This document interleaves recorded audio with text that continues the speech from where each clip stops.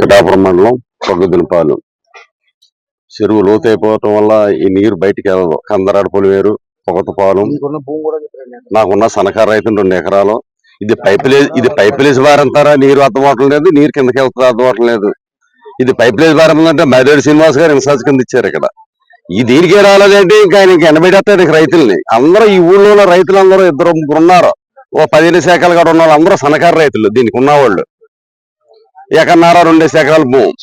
దీన్ని పైపులు తెద్దామంటే ఇప్పుడు మర్రెడ్డి శ్రీనివాస్ పవన్ కళ్యాణ్ దగ్గరికి వెళ్తుంటే మర్రెడ్డి శ్రీనివాస్ దగ్గరికి వెళ్ళ కుదరదు. ఆయన రాడు. ఇది గ్రామం అంతా రైతులు బాధపడతారు తర్వాత మట్టెట్టిపోతే యథార్థంగా.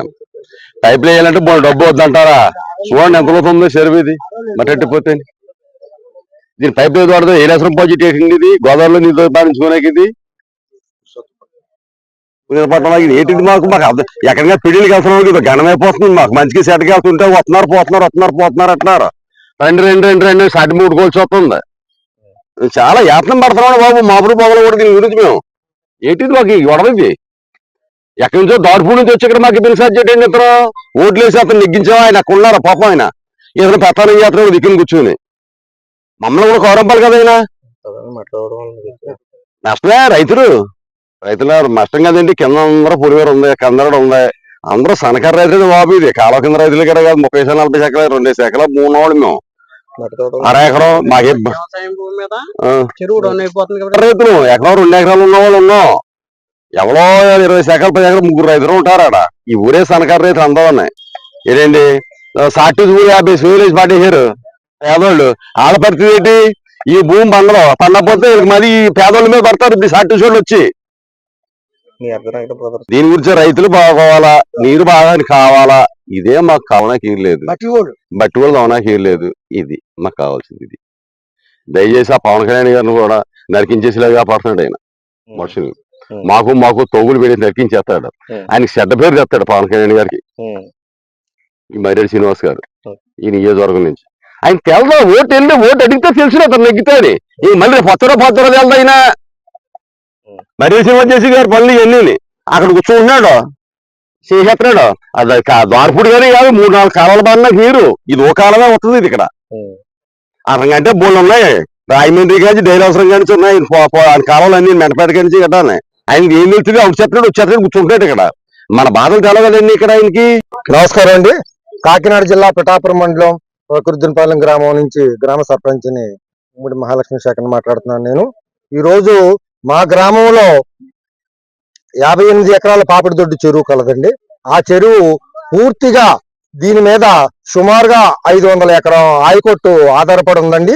ఈ చెరువులో వచ్చినటువంటి నీళ్లతోటి వ్యవసాయం సాగు చేసుకోవడానికి మా గ్రామం కుర్దునపాలెం గ్రామం, మాతో పాటు ఒక కందరాడ గ్రామం 100 ఎకరం దీని మీద ఆయకోట ఆధారపడి ఉందండి.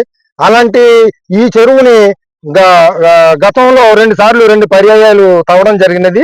ఈ తవ్వడం వల్ల ఏమైందంటే చెరువు మామూలుగా పంటలు పండించి లెవెల్స్ కన్నా భూమి లెవెల్స్ కన్నా 2 మీటర్లు ఆల్రెడీ లోతుకుందండి ఇది చెరువు. ఇది ఇంకా తవ్వేస్తే ఇంకా అక్రమంగా ఈ మట్టిని తవ్వేస్తే ఇటుక బట్టి వాళ్ళు వీళ్ళందరూ కూడా పొలవమని తిరుగుతూ ఉన్నారండి. తవ్వేస్తానని ఆర్డర్ ఉందండి, అది ఉందని ఇది ఉందని.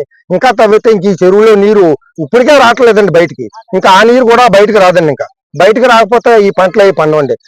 ఇంకొక విషయం ఏంటంటే ఏలేరు ఆయకట్టుకి చివరి భూమి అండి. ఆ ఏలేరు ఆయకట్టుకి థైలాండ్ అండి. మా ఊరు చివరినుంది.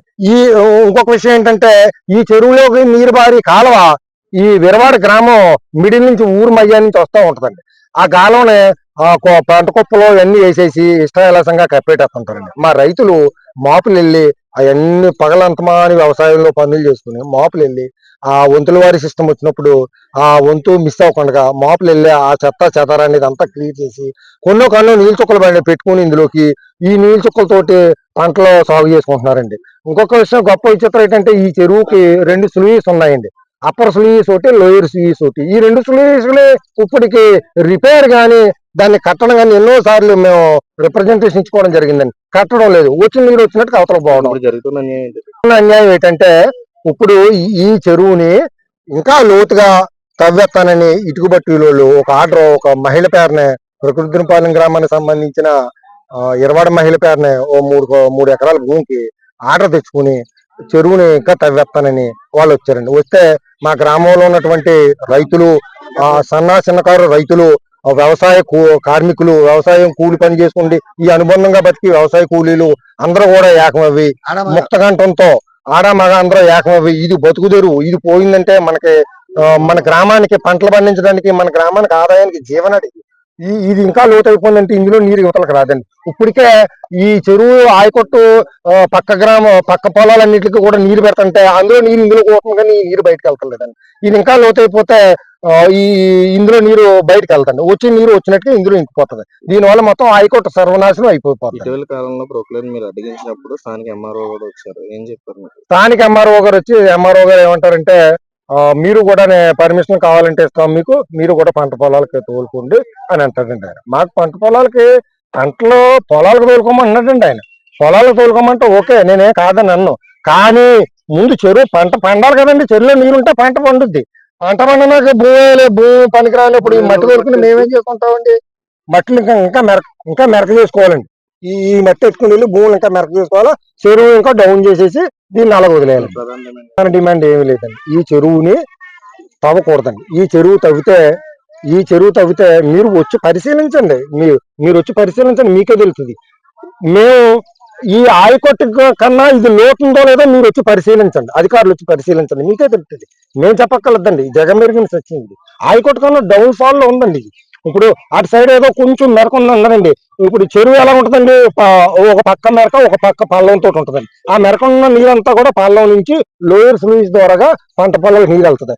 తక్షణం కూడా ఈ మట్టి తవ్వకాలు ఆఫ్ చేసి ఈ చెరువు ఎలా ఉండి దాన్ని అలాగా ఉంచవలసిందిగా మేము సవినయంగా మా యొక్క డిప్యూటీ సీఎం గారు పవన్ కళ్యాణ్ గారికి, సీఎం చంద్రబాబు నాయుడు గారికి, మా గ్రామంలో ఉన్న రైతులందరి తరఫున మీకు శతకోటి దండాలు పెట్టి మేము మొక్కుకుంటున్నాం. మా చెరువుని మాకు ఎలా ఉంచితే మా పంటలు పండుతాయి, మేము అందరం కూడా ఎక్కడికో వలసపోకుండా మా జీవనోపాధికి ఇబ్బంది కలగకుండా ఉంటుందని.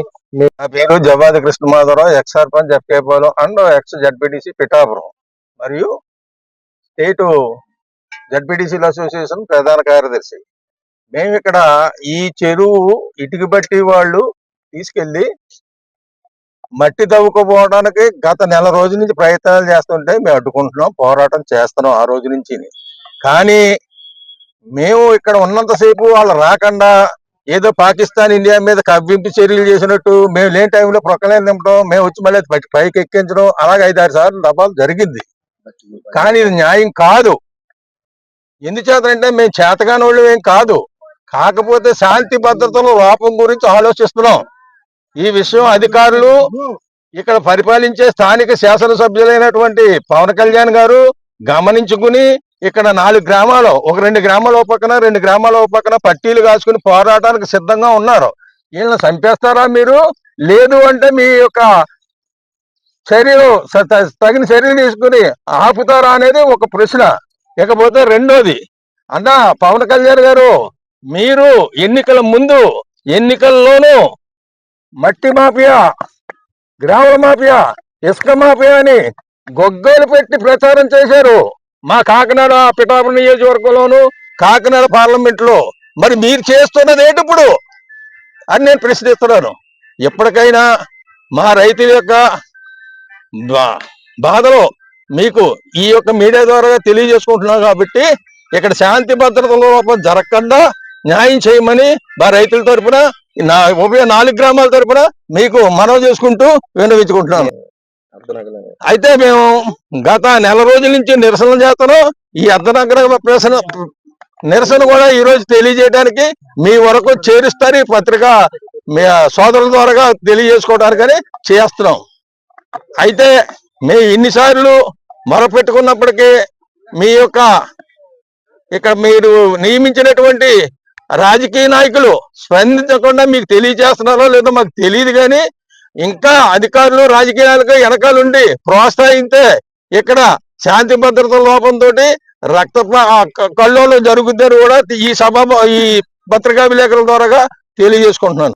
చెప్పాడు మైడి శ్రీనివాస్ అన్న ఆయన్ని ఇక్కడ ఇన్ఛార్జిగా పెట్టి ఏరియా అంతా కూడా నాశనం చేస్తున్నాడండి. పిఠాపురం తాలూకా అంతా నాశనం చేసాడండి. మళ్ళీ శ్రీనివాసం కాపాడడానికి ఇప్పుడు రమ్మని చెప్పమంటే రాలేదు. ఇప్పటికి ఇక్కడ మయ్యాన్ని ఏం చేశాడు, బోకర్లను పెట్టాడండి. బోకర్లు పెట్టి తోలించుకొని ఒక వ్యాన్ ఎత్తానండి మట్టి అంతాను. రైతులు సర్వనాశం చేసేదానికి లేబర్ని బతకకుండానే పరిస్థితులు చేస్తున్నాడండి నడి శ్రీనివాస్. అక్కడ చెరువు మాదండి. ఏరియా ఇరవాడి ఏరియాలో 16 ఎకరాల 12 సెంట్లన్నర ఉందండి. ఏంటండి అది కూడా తవ్వేస్తానంటున్నారండి. ఆ నీరు రాకపోతే మాకు రాదండి. అక్కడ తవ్వేశారు అనుకోండి నీరు ఈతలకు రమ్మంటే రాదండి. మా రివాజిగా పొలివేరులో ఉంటూ ఉండొచ్చండి. నీరు మాకా వాళ్ళకా? చెరువు మా పేరా ఉందండి. మా పొలివేరులో ఉందని మా తవ్వేస్తామంటున్నారండి. అది మరి శ్రీనివాస్ గారు ఇచ్చేసారండి. నేను ఎవరో కురుబాళ్ళ రాంబాబు గారు, మీరు కురుబాళ్ళ రాంబాబు గారు మాది ఎంపీపీ అండి.